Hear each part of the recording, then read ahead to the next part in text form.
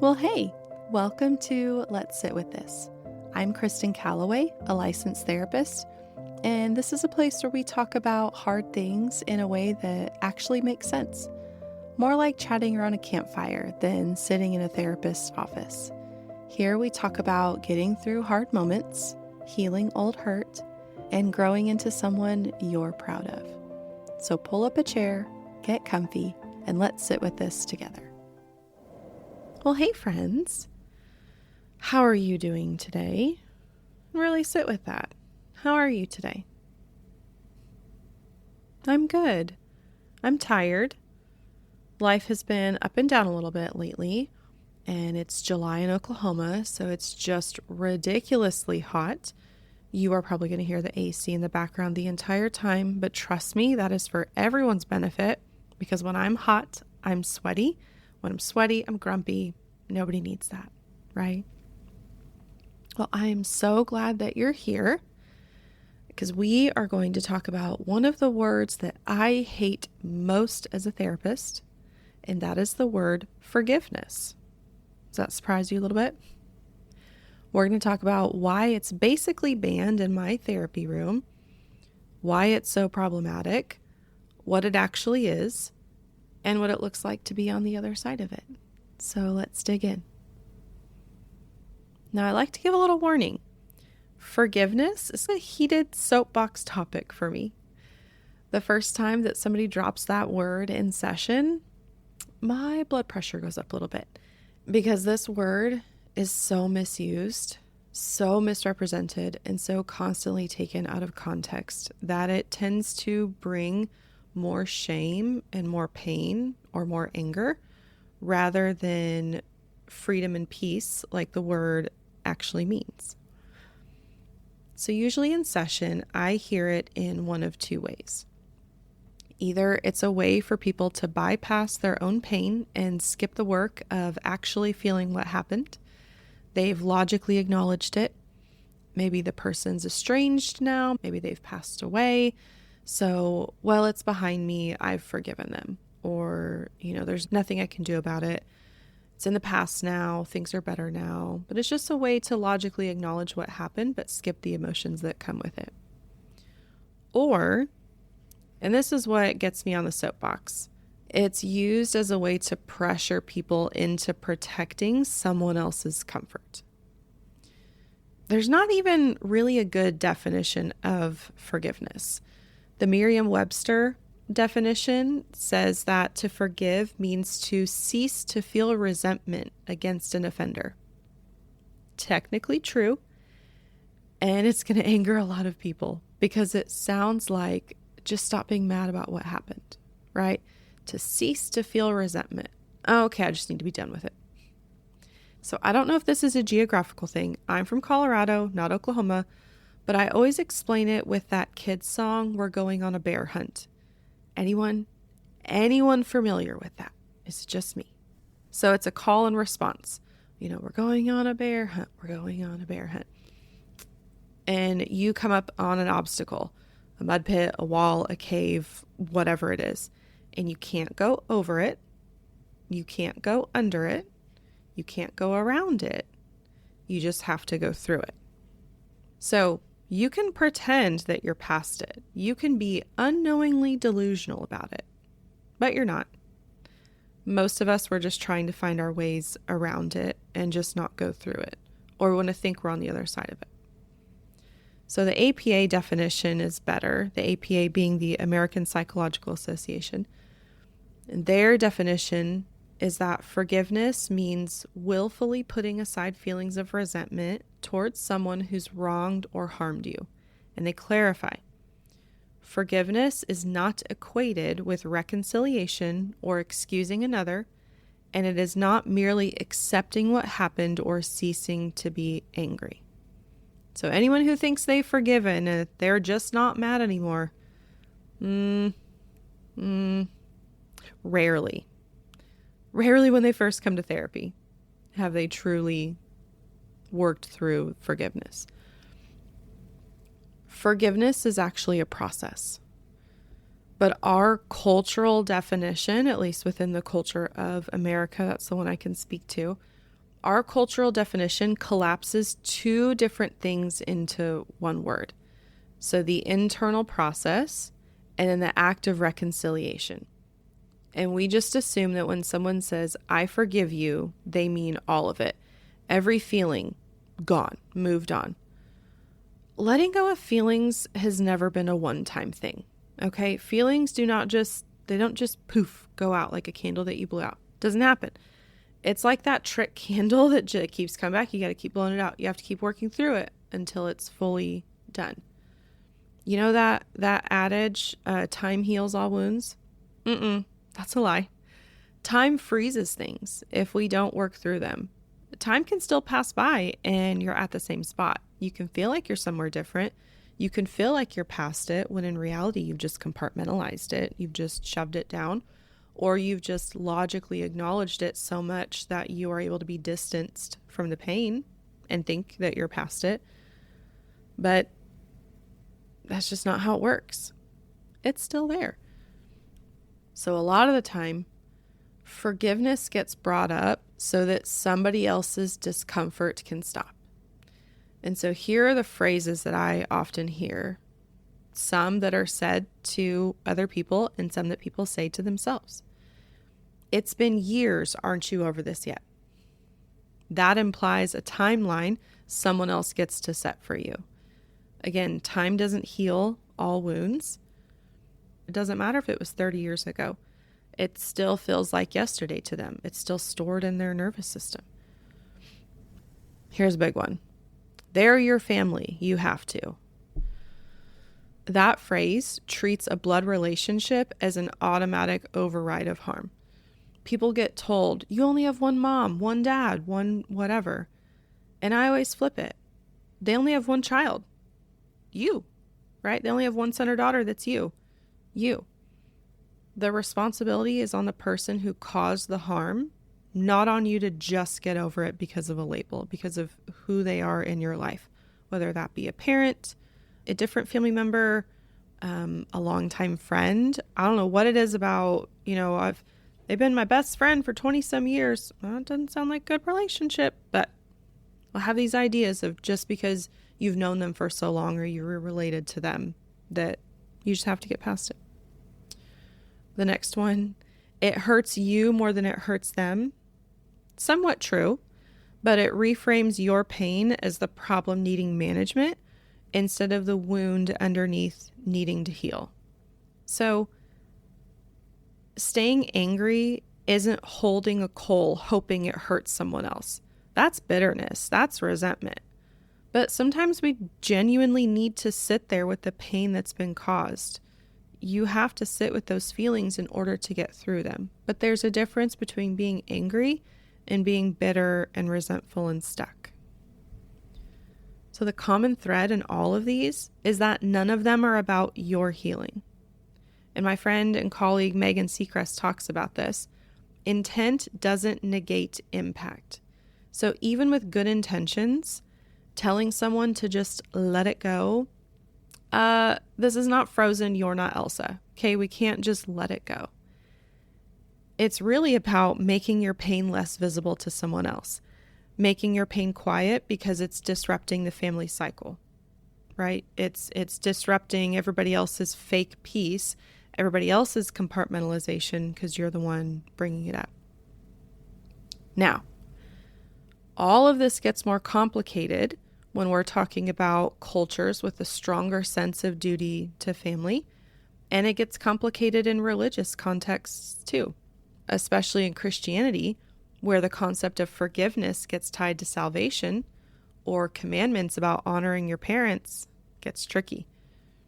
I can tell you clinically, that word brings people a lot of shame, especially with cultural and religious context. Shame that they haven't forgiven, that they're being hateful, that they're holding on. So they shove the feelings down and they pretend to be further along than they are. Now, I don't use the word forgiveness in my office. Clients can use it and that's totally fine. But I tend to steer towards something else. I found that idea of forgiveness that we have activates a lot of people. It brings up a lot of anger feels like it's rubbing salt in all of the wounds that they have. It just brings up a lot of protector parts. It can really trigger people. So instead, we talk about healing, and we draw a clear line between healing and reconciliation. So healing is one-sided. It's internal. It's just you. It doesn't require the other person's presence, awareness, or even their existence. They can be alive, you can be estranged from them, or they can be dead. And thank goodness that your healing doesn't depend on them, because this world would be in a lot worse shape if it did. Now, it helps if that person has become less harmful over time. Maybe they've calmed down, maybe they're not as angry, but less bad doesn't mean good. Okay, we're getting closer to zero. We're not on the positive side of things. Healing is still just about what's within you. It's the wounds inside that at this point, you are the only one that can heal it. Now, if the relationship with that person really has turned, they have been able to take accountability for what they've done, they've really been able to change things, their healing certainly can help. But it's still on you to do your own healing. So reconciliation is the second optional step. Now, I want you to hear me really clearly, okay? Listen in. You do not have to reconcile with someone, even if you've healed. Regardless of who they are in your life, I will say the only one that might give me a little pause is when we're talking about your own children. Go to therapy, go to your own therapist, talk about that. But otherwise, in any other relationship that the power dynamic is purely even, or you're the child in that parent-child relationship, you don't have to reconcile, even if you've healed. Reconciliation is two-sided, and honestly, the weight is heavier on the person who caused the harm. Now, it requires healing as a prerequisite. You need to have done the healing on your end to be able to reconcile, but it requires real accountability and sustained change from them. Not everyone is safe to reconcile with, okay? Not everyone can take accountability. Now, there are exceptions. Betrayal in marriage is the biggest one I see, where reconciliation and healing sometimes have to happen alongside each other. Now, that's when you need a really good couples therapist and really good individual therapists working in collaboration. If somebody is choosing to stay in the marriage, that's a tricky process. But for most people, most of the time, healing comes first. Now, that doesn't mean that you have to cut off the relationship with that person. You can if you need to, right? If you feel that's what you need to do, okay? You can still be in a relationship with them. You may need a little more distance at times when you're working through a lot of the pain. It can be harder to interact with them, and that's okay. But you can still maintain the relationship with them while you're working on healing if you want to. Now, what often happens, as with most things in my office, is people minimizing their own pain and how that interacts with forgiveness. And I think of it in two categories, okay? I like to use metaphors. They're a little graphic, so, maybe don't let your kids listen to this part. Just, there might be some words you don't want to explain. So there are those big wounds that are like stab wounds, knife stab wounds. They're visible, they're bleeding everywhere. Those can be things like affairs, assaults, death, abuse, lots of those things. Some of those can come with some built-in social permissions to need healing. Society is a little more accepting of needing to heal. But honestly, and we'll have to dive into this a different time, how you feel about somebody who has passed away and they were abusive to you, that gets real tricky. There can be a lot of pressure from other people to let it go because it makes them uncomfortable, and you can feel guilty for being mad at somebody who can't, defend themselves or do anything. That's a whole thing. The harder ones for people to grasp are what I call the paper cut wounds. So kind of those chronic, cumulative years of scapegoating of a parent whose harm was never quite cruel enough to name. Years of small dismissals, invalidation, gaslighting. Now, I'm not saying this is a few times that your parent hurt your feelings. I'm talking about chronic years of patterns where your pain was not looked at. Your parent did not make the true efforts to repair.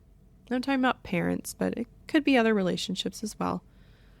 So no single paper cut looks like much, right? But enough of them in the same place can get you to the same depth of injury as a stab wound. It just took longer, and it can bleed just as much. Now, if you feel like your pain isn't severe enough because nobody saw bruises, you can get punched with words. The damage from chronic shaming is pretty significant. And if the pain that you have that you're needing to work through is death by 1,000 paper cuts, you deserve to be here just as much as anyone with a bigger, more visible wound. Pain is still pain. Injury is still injury. It doesn't matter if it's big or it's small. We need to heal from all of it. So, in my office, healing means facing the past and working through what comes up. Sometimes that means doing EMDR therapy on the memories themselves. Sometimes, a lot of times, it's parts work with the protector parts that you have that helped you survive with the wounds that are underneath. And it's a lot of sitting with the feelings that come up, the really uncomfortable things. Sitting with the anger that gets scary when it surfaces. Sitting with the deep pain and grief. All the feelings that come up with it. Remember, we can't go around it. We can't go under it. We have to go through it. Now, that probably sounds terrible to you. That's okay.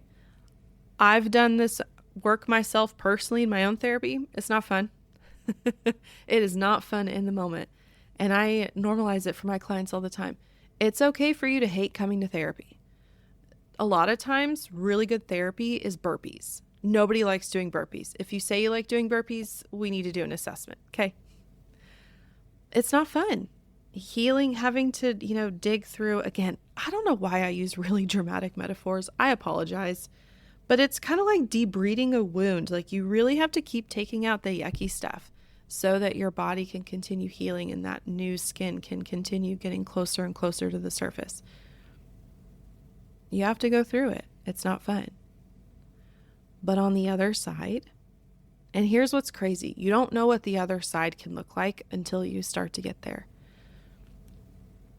It means that those memories stop hijacking your nervous system.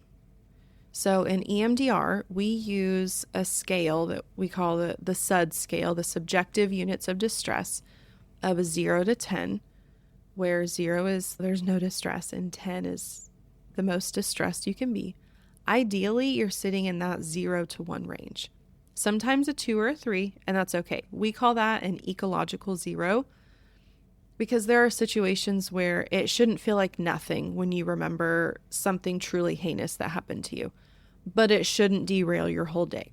It should be a little blip that you can get past and keep going.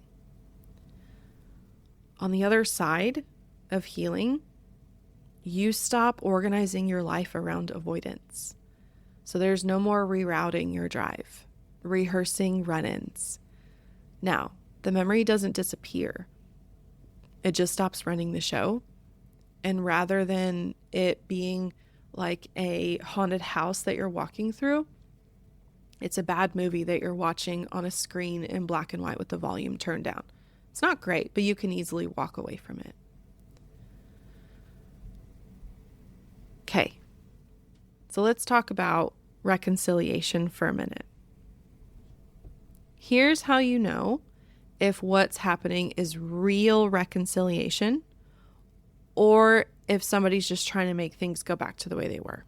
Okay, I've got this list. Let's take some notes. Number 1, they can acknowledge what happened without defensiveness.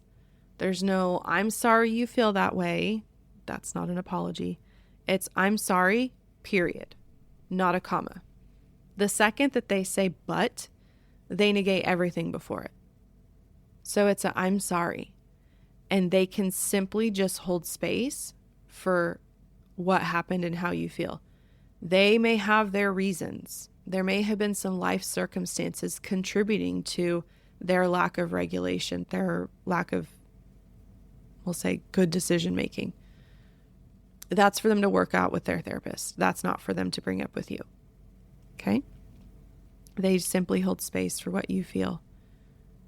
And they truly feel bad about it. Now, we don't want to keep berating them over the head with this, but they truly need to feel bad about what they've done. We need to feel adaptive shame that what I did was not okay and it makes me want to change. It's not that I'm a bad person, but I made really bad decisions and I need to make up for it. Okay? Number 2, there are no continuous reoffenses. Now, we have to give a little grace for old patterns slipping through if someone's genuinely trying. Accept any kind of abusive behavior, okay? Any kind of physical abuse, sexual abuse, verbal, mental abuse, name-calling, shaming, none of that. That person has to be both physically and emotionally safe before reconciliation is even on the table. They may need to go to therapy and work on their own stuff to manage their anger and what's coming up underneath it for them to lash out, for them to do those things. But if we are talking about a parent who, or somebody who is working through their own discomfort with emotions and their own avoidance of it, it may look like a quick statement of dismissal kind of comes out of their mouth and they catch it and they say, so sorry. And then they try, right? They do it the right way, even when it's awkward, and it's going to be awkward and that's okay. Or when they don't quite catch it and you bring it up to them, they say, I'm so sorry. What can I do differently in those moments? We have to give a little grace for people trying to change some patterns. Again, please go to therapy and talk about this with a therapist who can help you determine what patterns are safe to be working with and the ones that aren't. And number 3, this is the big one. Sustained change over time. Not a single apology is treated as the finish line. So my baseline, especially with betrayal in a marriage, is minimum 6 months of sustained change. Anyone can fake it for a few weeks. 6 months tells you something real. You can't fake that. So we're seeing them continuously try. Again, we have to give a little grace, but we are seeing that they are consistently trying. They're making the effort. They're acknowledging it. And they're just talking about it with you. One of the biggest ways that you can tell that somebody's really working on it is when they can talk about it. When you can sit and talk about the interactions and what's been hard for you and what's been hard for them and just these changes. When they can sit and have this meta perspective and meta conversation, meaning pulled back and we're talking about it. When they can do that, that's a good indicator they're really working on it. And number 4, the final one in the list, there's no expectation of instant trust. Absolutely not. They understand that trust has to be earned back, not requested, not demanded. So if this is I said, I'm sorry, you should be past it. That's not reconciliation. They're just wanting you to get past it. But truly understanding and honestly talking about, how do I earn your trust back? What needs to happen here? They hold space for that and they have the patience for that. Now it's on us when somebody's really doing that. Let me tell you, this can be tricky. This can be hard for people. The ones who have been hurt, when they have to start trusting again, when there's enough evidence to say, hey, this person is demonstrating some pretty safe patterns. You now have to work on your anxiety, your anger. That comes way down the road. Again, go to therapy. But there's just no expectation of instant trust. They understand that they lost it and they have to build it back. It's common for people to have a lot of fears when it comes to what it means about forgiveness, what it means about healing, what it means about reconciling. I get it. If we don't heal, that pain does live somewhere and it can leave you stuck. My advice to you is to just take it one step at a time. Just work on your healing. Don't worry about having to make decisions about reconciling. And even if we're talking about betrayal trauma within a marriage, you don't have to make the decision if you're going to stay with them. You can wait. You can put a time frame on it and say, we'll reassess at this point down the road. Again, I would encourage you really need a good couples therapist. Rarely do people heal from infidelity without it. But you don't have to make that decision. And you don't have to worry about, I don't want to give up my anger yet. Okay, that's okay. You just have to take the first step from where you're at. You just have to say, do I want to keep sitting here feeling this way, kind of spinning in the same spot? Or do I want to start dipping my toe into walking through that pond? It's going to be really cold and really high, but walking through that water to get to the other side. Now, I want to remind you that time does not heal all wounds. So if we don't heal, that pain does live somewhere and it can leave you stuck. And you definitely can become very bitter and resentful, and that's not healthy. There's a very big difference between righteous anger and bitterness. But healing isn't the same as staying mad. It means that you actually exit the loop. You're not responsible for what hurt you, but you are responsible for healing from it. Nobody else can do that for you. That's why my business is called Seeking Peace Counseling. Most people don't realize when they walk in that peace is what they're actually looking for. Being on the other side of something where the pain can finally stay in the past instead of running the show. Healing doesn't mean condoning. It doesn't mean excusing. And it doesn't mean that person gets to stay in your life. That's a decision you get to make on the other side of healing with a clearer head than you have while you're still hurting. So thank you for listening today, for giving space on what is a really hard topic for most people, a very, very tender topic that brings up a lot of feelings. And if you've made it this far, I'm so proud of you. If it took you a while to get through this episode, I'm proud of you. I'm always proud of you. Now, if you have feedback about this episode or an episode idea, there's an anonymous form linked in those show notes. And I would love to hear what actually matters to you, what you want me to go deeper on, what you want me to talk about. I would love your input because otherwise it's just me over here, just going off on my soapboxes. And I make this for you guys. So if you're struggling with the concept of forgiveness, if you're needing to work on some healing, if you're angry or terrified about reconciliation, if you're in Oklahoma or Vermont or Virginia, reach out to me. I'm licensed in all 3 of those states now. But also find a therapist that's local to you to work through it. Because I promise you, on that other side, where there's peace, the world, it's not full of rainbows and butterflies, but it doesn't have as many storms as it does now. So keep taking those steps to healing yourself, and I'll save you a seat for next time.